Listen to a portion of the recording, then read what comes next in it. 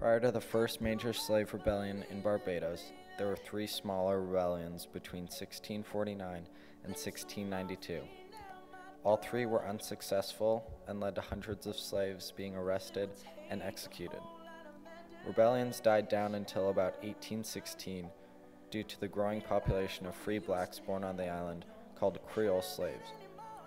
Creole slaves were thought to be more compliant than an African-born slave and therefore were placed above the Africans. In 1807, international slave trade was abolished, giving slaves hope for freedom in the near future.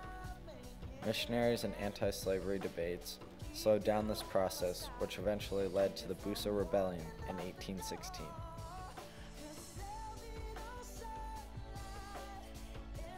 The Haitian Revolution was the rebellion that sparked all other revolutions in the Caribbean.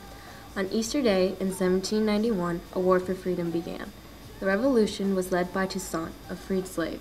The news of the revolution spread quickly throughout the Caribbean.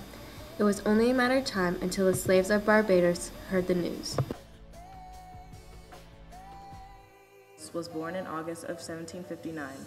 In 1787, he met Thomas Clarkson and a group of anti-slave activists. Both Clarkson and those in the group influenced Wilberforce, and he then became involved and eventually became one of the leading English abolitionists. Wilberforce was the leading force in the campaign against British slave trade for about 26 years until the passing of the Slave Trade Act of 1807.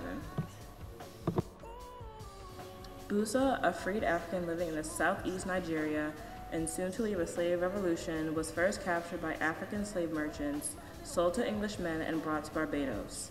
The rebellion he led was known as the Busa Rebellion. His plan to rebel succeeded because Busa's job as a slave was privileged. He worked as a ranger on the slave plantation, making it easier to plan and coordinate his next move.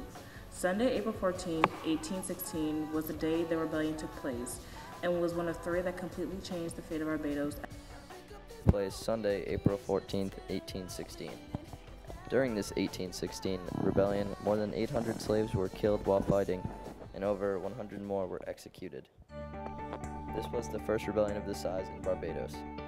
It took 3 days and resulted in people easing the hardships of slavery. The people of Barbados were eventually freed due to the Emancipation Act of 1834. In total, about 80,000 slaves were freed. The British were the first to officially end slavery in the Caribbean. Colored people finally became man, friend, and an official member of the church.